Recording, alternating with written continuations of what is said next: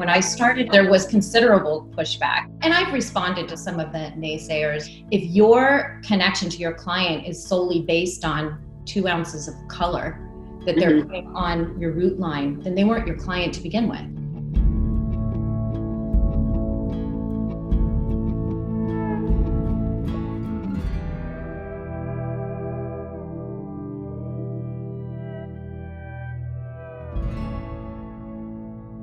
Thank you so much for joining us. We're excited to talk with Leah Hakeem from Hott Salons in Rye Brook, New York. And she has started to pivot her salon business and offering things like beauty boxes and root rescue kits to help her customers try and stay beautiful at home, and donating the proceeds of those products and services to her employees. So just want to talk a little bit about how you have kind of adapted the salon business in the face of this crisis. I've really looked at this whole pandemic as, unfortunate, but yet an opportunity for me to kind of step back and examine my business model and see where I can serve. Once we were informed we were going to be closing, it wasn't so much about creating income. I knew I wasn't going to be able to, make up for that. But for me, it was to create really more a connection with my clients. Within about 24 hours, it was basically setting up an entire business, from the idea to the execution to the marketing to the launching. I have an incredible team that works for me, and we just got busy and did it, and it came out great.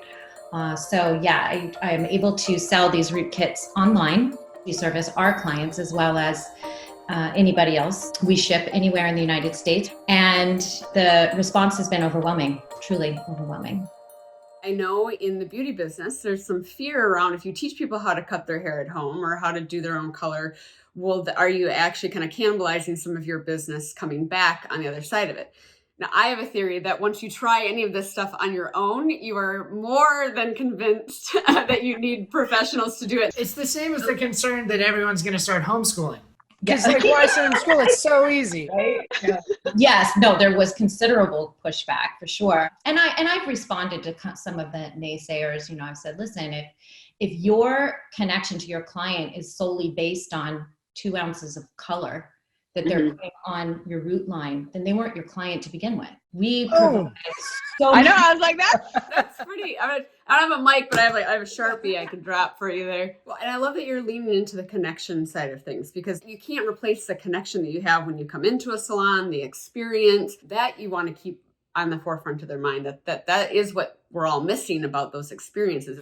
And we just really feel such a connection to our clients. And from there, I've even gone even further. We hosted our first, we call it a hot how-to party. And we just went through, like, what are you guys struggling with? Like having to blow dry your hair at home, We're going to show you how to do a pin curl and how to hold the blow dryer and don't burn your ends. We've just been constantly thinking of ways just to connect, really. We have a program during the year where a couple times a year we'll have you bring in your used, partially, gently used products that you're not using anymore. We donate to a women's shelter locally, and then they get a percentage off some new products that we can say, hey, this is better for what your hair's like now.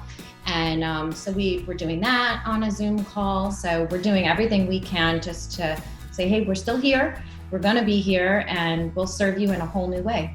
And then we also have a promotion going on now. If you buy a $100 gift certificate, we will give $25 to the healthcare professional of your choice. So that'll encourage them, once we're open, to come in and get a blowout or, get money towards a haircut or whatever it is they need. I'm hoping that we get a lot of, the nurses and healthcare workers in once this is open, because we'd love to make them feel beautiful too.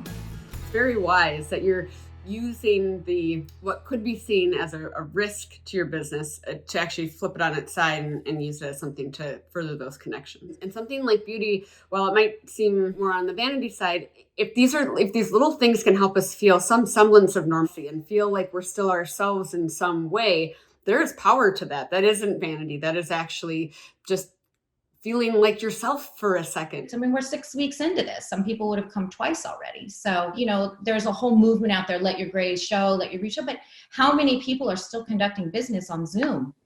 Just being able to just feel good. I mean, you can kind of face the day a little bit different. It's not vanity. It's just human nature. Yeah, it makes a difference. I think thinking of it as vanity is being too hard on ourselves. Like, we all want to like the way that we present out in the world. It's important.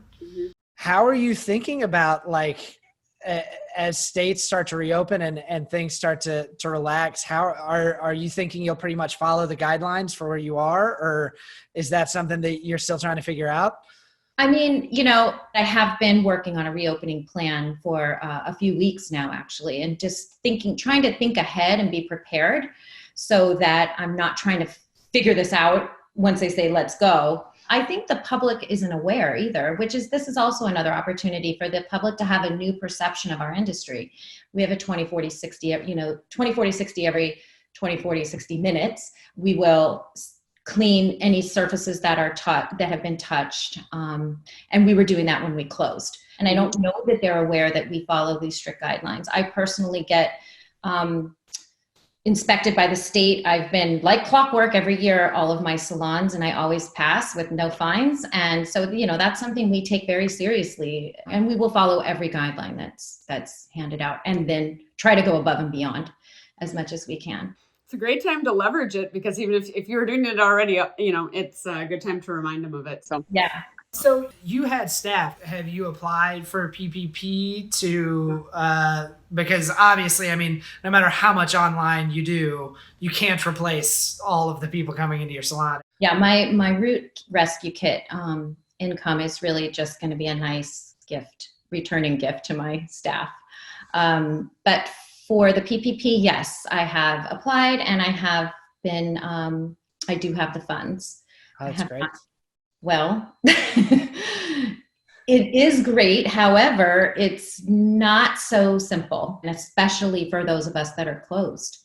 So I've gone back and forth. And actually just today, I've hired an accounting firm that specializes in salons, and they're going to take on my PPP loan and figure out how I can use it correctly and smart so that I don't wind up owing it back as a loan in the end. It's very tricky, and especially if we're not able to open. Well, I think that's what's so interesting with all of the different funding sources. It's great to have these relief packages coming and these loans, but it's adding a layer of complexity and confusion for businesses too that I think is really difficult. I think everything came with good intentions, regardless of what side you're on. I do believe that. However, the additional unemployment money was nice, but it does put me in an awkward position, because if I don't bring back the correct ratio of employees to PPP money, then I wind up having to repay it. My case, where we're not even open, they can't even do anything. Yeah.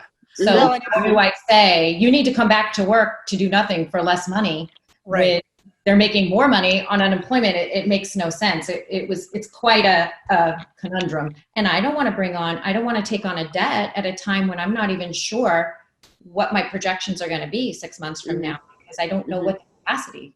It's kind of like it's a lose a little bit, but it was meant to be a win-win. And so I just think that's going to be a hard part is luring people back into employment when the demand isn't going to be there right away, even if you are able to open. Yeah. With the release of each of these episodes, we also open up a GoFundMe page. Talk about where that GoFundMe money will go for you. So currently we are running a charity program within our salons that we have a contest once a week. You nominate a healthcare professional that you feel is awesome, which they all are, but you nominate within our threads, and we choose a winner each week, and we send them one of our beauty boxes for free, which is a $200 value. I would like to be able to continue to give more and more of those beauty boxes. You're doing a great job. Well done. You. I think this is important for other stylists to hear, because this is all I'm hearing in the stylist industry right now. It's like, don't do how-tos, don't do the coloring. They'll never come back. And I think you were exactly right. It's like, no, you have to have confidence in your services and the experience. And right now we just need to be seen as helpful, not protective of some sort of skill set. We will all want to come back and have it professionally done. Yeah. All right, you're doing great. Thanks for taking the time. Okay, good luck. Bye. To help Hott Salons deliver more free beauty boxes to healthcare first responders, please join Deluxe and Flow in donating to their GoFundMe page at the link in this post. And we'll be continuing to interview small business owners who are stepping up for their communities. So check back at deluxe.com/bigheart for more incredible stories. Or send us a story from your hometown. #SmallBusinessBigHeart.